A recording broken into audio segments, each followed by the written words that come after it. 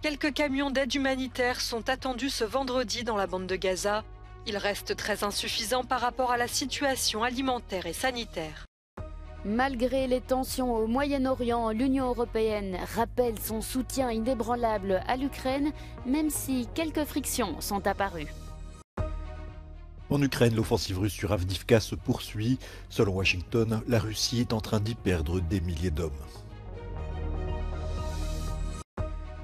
Un suspect a été interpellé en Espagne dans le cadre de l'enquête sur l'attentat de Bruxelles du 16 octobre. Il est soupçonné d'être lié aux terroristes tunisiens. Nouvelle incursion de l'armée israélienne dans la bande de Gaza. Elle a annoncé vendredi matin que son infanterie avait mené un raid dans le centre de l'enclave visant des objectifs du Hamas. Selon un communiqué, les soldats ont ensuite quitté le territoire palestinien sans déplorer de blessés.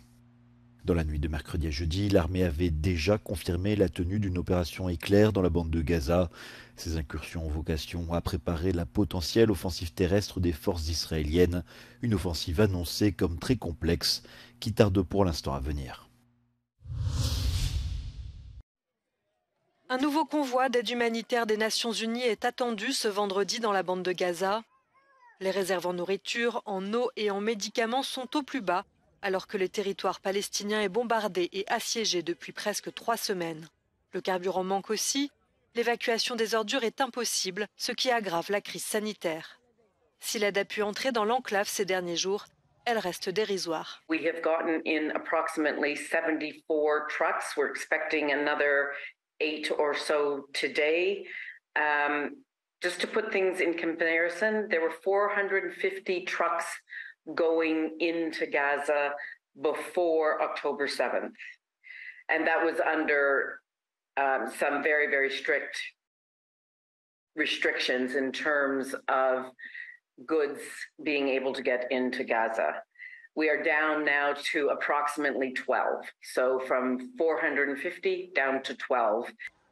Les bombardements font de plus en plus de sans-abri. L'ONU estime que 40% des habitations ont été endommagées ou détruites et que plus d'1 million de Palestiniens ont été déplacés. Juste de l'autre côté de la frontière, en Israël, les rues de Sderot sont toujours vides après l'attaque du Hamas du 7 octobre. Les habitants ont été invités à évacuer à l'approche d'une offensive terrestre imminente de Tsahal dans Gaza. 3 semaines après l'attaque du 7 octobre, les familles des otages n'ont toujours pas été reçues par le gouvernement israélien. Elles continuent donc de se mobiliser à l'international, notamment les binationaux qui demandent leur libération, comme ici à Madrid.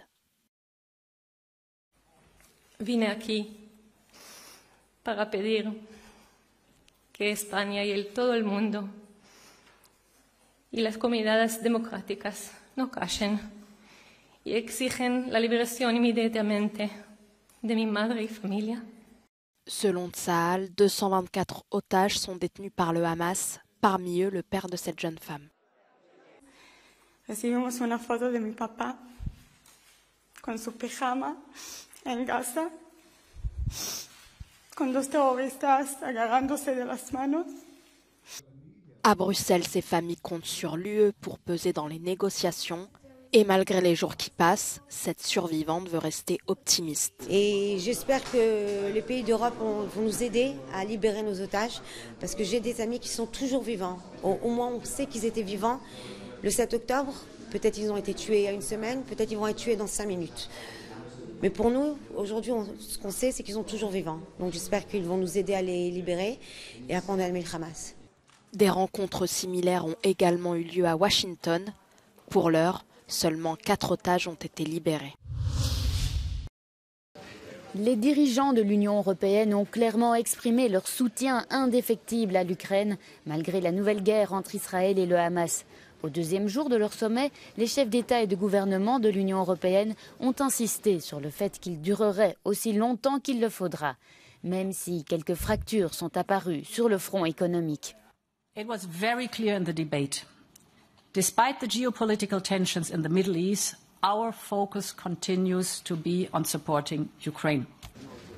La Commission européenne avait demandé le déblocage d'une enveloppe supplémentaire de 50 milliards d'euros pour aider le gouvernement ukrainien.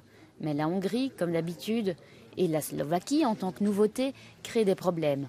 Le nouveau Premier ministre slovaque, Robert Fico, a défini l'Ukraine comme l'un des pays les plus corrompus du monde et veut des garanties pour éviter que l'argent ne soit mal utilisé, alors que la Hongrie bloque l'acheminement de l'aide à l'Ukraine dans le but de débloquer ses propres fonds européens gelés. Voici la réponse des autres dirigeants. Wir möchten gern das Geld bekommen, was wir zu gut haben. Und das bekommt ihr nur, wenn wir jetzt das Geld, auch wenn Sie für die Ukraine Geld brauchen, dann brauchen wir auch Geld für uns.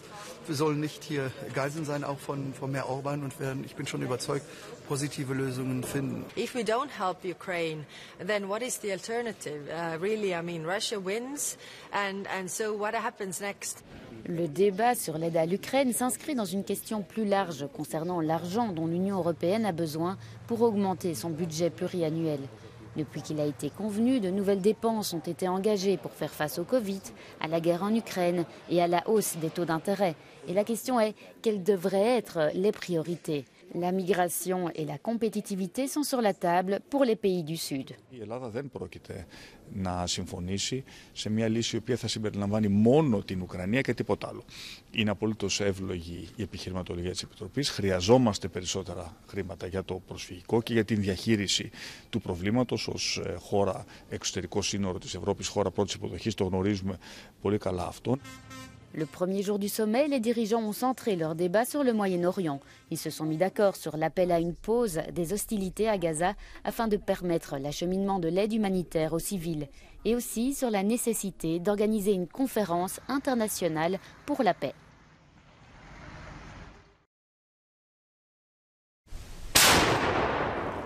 L'armée russe perd des milliers d'hommes dans ses efforts pour mener une offensive près de la ville d'Avdiivka, dans l'est de l'Ukraine. C'est le porte-parole du Conseil national de sécurité de la Maison-Blanche qui l'a affirmé lors d'un point presse ce jeudi. The Russian military appears to be using what we would call human wave tactics, just throwing masses of these poorly trained soldiers right into the fight. No proper equipment, no leadership, no resourcing, no support. It is unsurprising that Russian forces are suffering from poor morale, given all these conditions. Avdiivka, située à la frontière avec les régions séparatistes, est devenue l'une des premières cibles des offensives russes. Devant le sommet de l'Union européenne, le président ukrainien a appelé à l'unité. With Ukraine, unity within the European Union, transatlantic unity, and we must do everything to prevent an even larger international fire from breaking out in the Middle East. The enemies of freedom are very interested in bringing the free world to the second front. Ne pas oublier l'Ukraine, où la guerre continue. Une caserne de pompiers à Izium a été touchée par une frappe russe dans la nuit de jeudi à vendredi. Au moins 8 personnes ont été blessées.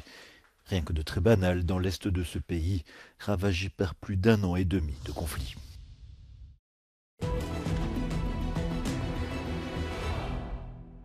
Heavy Russian equipment losses around Avdiivka will likely undermine Russian offensive capabilities over the long term. Ukrainian Southern Tavriysk Group of Forces spokesperson Colonel Alexander Shtupun stated that Russian forces have suffered 5,000 personnel killed and wounded and 400 armored vehicles losses near Avdiivka and also Marinka, which is southwest of Donetsk city since the 10th of October. The information Russian leadership is not confirming or commenting.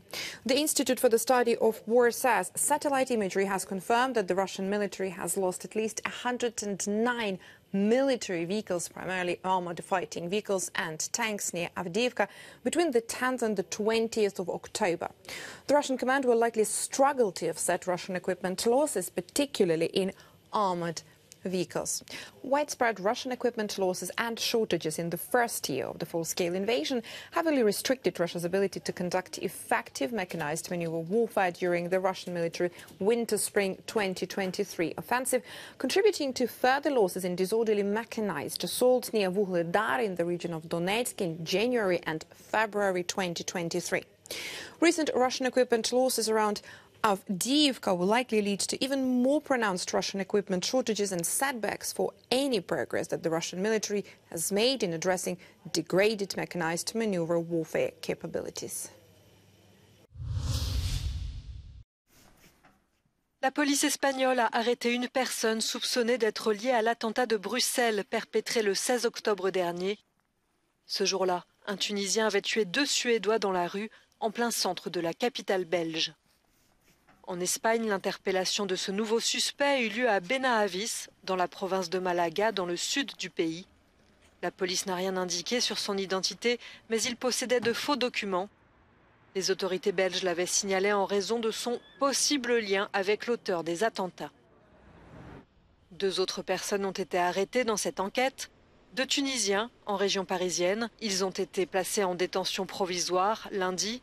3 jours plus tard, un autre ressortissant tunisien a été écroué en Belgique et inculpé d'assassinat dans un contexte terroriste. 3 migrants ont été tués tôt ce matin dans une fusillade en Serbie, près de la frontière hongroise. Un 4e a été blessé. Il est maintenant à l'hôpital. Les tirs ont eu lieu dans une ancienne propriété agricole à l'abandon, près du village de Orgos. Les habitants des environs ont entendu le bruit des balles. Ils ont publié leurs témoignages sur les réseaux sociaux. Posle 2 sata.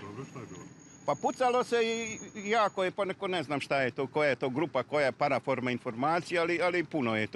To je trajalo do ujutru. Posle se neko možda kasnije probudilo, ali to je posle 2 sata. Tako. Ste se plašili?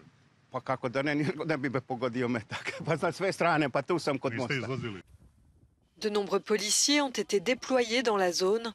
D'après la télévision serbe, l'échange de tirs a eu lieu entre migrants. Les récits de ce genre se multiplient dans le pays, alors que des milliers de personnes y attendent de pouvoir entrer en Europe.